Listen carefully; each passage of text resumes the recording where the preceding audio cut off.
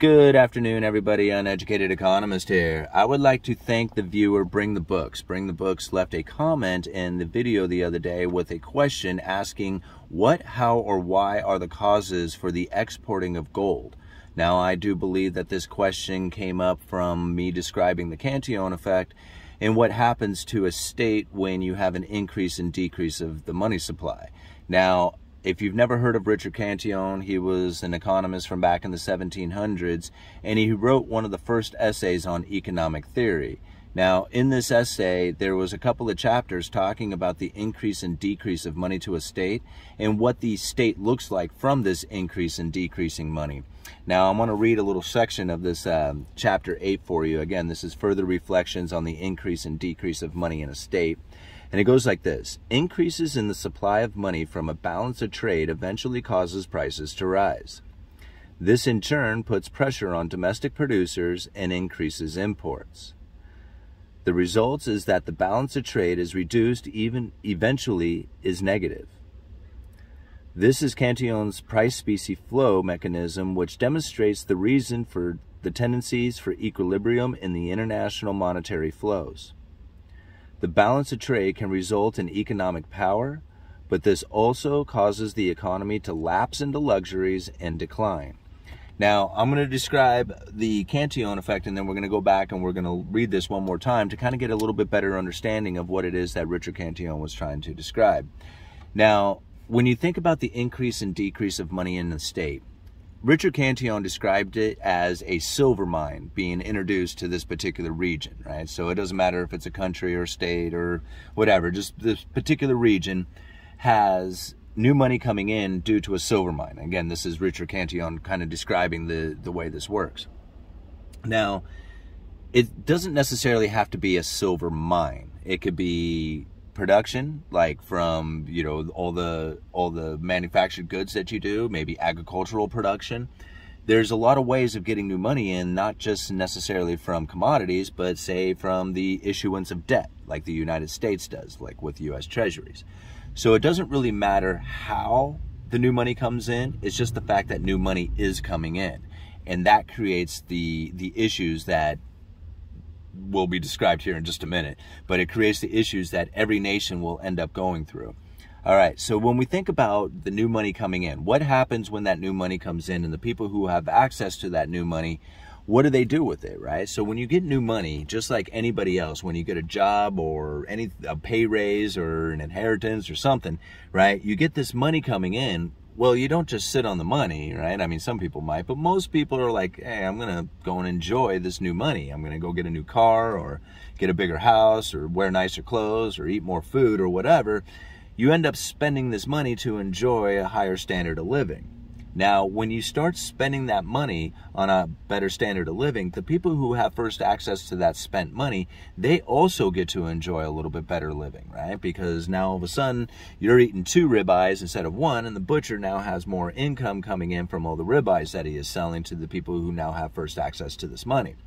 Now, this is pretty good for everybody who's in the middle of the commerce, right? Trying to sell products or whatever it is that's going on. They get to take advantage of this. The only problem, though, with this happening is that the people at the end of the line who don't have first access to this money, they end up suffering with higher prices. See, as this new money comes into the system and the people who have first access to that money go and start spending that money, they are increasing their consumption, right? So it's an increasing consumption that then starts to deprive the people at the end of the line the ability to consume themselves. So if you have a supply and demand issue where all of a sudden consumption picks up, that starts depleting the supply, and you have a demand that's much higher than that, then the prices start to move up. And this is where the people at the end of the line suffer the most from it. Now, as these prices begin to move up, something very interesting begins to take place is that the people who have first access to this money, they don't really want to spend it on higher prices. Like, they want to spend it at the face value of when they earned it. So what's the point of earning or getting all this extra money or an increase in money if it's just going to lose it to higher prices? So what they end up doing is they start bringing in foreign production to compete with the domestic manufacturing. And now when we see this foreign production start to come in, that hurts the domestic manufacturing, because that's the employees who are at the end of the line, right? All those workers. They're not only losing their job, but then they're losing their ability to maintain that higher standard of living due to the increased prices, right? So now they're forced to leave. If the new money continues to pour in, ever-increasing amounts of foreign production will come in, ever-increasing amounts of domestic manufacturing will leave, and eventually what you will find is that the only system that is advantageous for the people are the people who have first access for the money, the people who are importing the foreign goods, the people who are selling those foreign goods, and that is it. Everybody else is suffering at the end of the line. When the new money stops pouring in, everybody falls into poverty. Now let's read this again and think about some of the things that I had just said there. Okay, so increases in the supply of money from a balance of trade eventually causes prices to rise. So Cantillon's describing a balance of trade, but really it's just the matter of money coming in, and it doesn't really matter how it's coming in, it's just the fact that the money is coming in. Eventually causes prices to rise. That's due to the increased amount of consumption that has taken place. So if you have a money supply increase, that's going to increase consumption, and that'll eventually cause the prices to rise. He goes on to say, this in turn puts pressure on domestic producers and increases imports. Okay, so in turn puts pressure on domestic producers and increases imports. Again, as the people who are getting first access to that money, they don't want to spend it on higher prices now that the consumption is up, so they start importing foreign production, and that exports the domestic manufacturing. Again, this in turn puts pressure on domestic producers and increases imports. The result is that balance of trade is reduced and eventually is negative. So again, like if you had it maintained perfect, where you were importing and exporting exactly the same amount, then there would be no decrease in the amount of money that is happening, right? But if all of a sudden that you have a situation in which that your balance of trade has gone negative, right, where you're now importing more than you're exporting, you're going to have some issues with that, right? Because the result is that the balance of trade is reduced and eventually is negative. Right? All right, this is Cantillon's price specie flow mechanism, which demonstrates the reason for the tendencies for equilibrium in international monetary flows, right? So as you start to export or import more than you export, the amount of money you are making essentially falls, and then you're no longer able to import as much from those foreign producers, and then you find that equilibrium start to find itself again, right? So basically go from overproduction to underproduction kind of thing. And that's kind of what he is saying right there, is that this Cantillon price specie flow mechanism, which demonstrates the reason for the tendencies for equilibrium in the international monetary flows, goes on to say, the balance of trade can result in economic power, but this also causes the economy to lapse into luxuries and decline, right? So everything is cool so long as the new money is coming in. Everybody moves into luxuries, which is no big deal until the money turns off, and then everything falls into decline. Now, this is the reason why the exporting of gold and silver here in the United States was becoming a problem there at the beginning of the 70s, right? So Richard Nixon cut us off the gold standard. Why? Right? It's because the United States was facing very similar problems of what Cantillon was describing back in the 1700s, and that the United States used to be this manufacturing powerhouse. We used to produce all the world's best stuff. Everybody loved the United States made or American-made things, right? But as we were exporting all this domestic manufacturing that we were doing, we were importing a lot of money. And at the time, that would have been gold. So not only did we come out of like the world wars with, all the world's gold, right? Because they were sending it to the United States for safekeeping, and not to mention we were selling a bunch of, arms and food and all kinds of stuff over to Europe during that time. The United States ended up with all the money, right?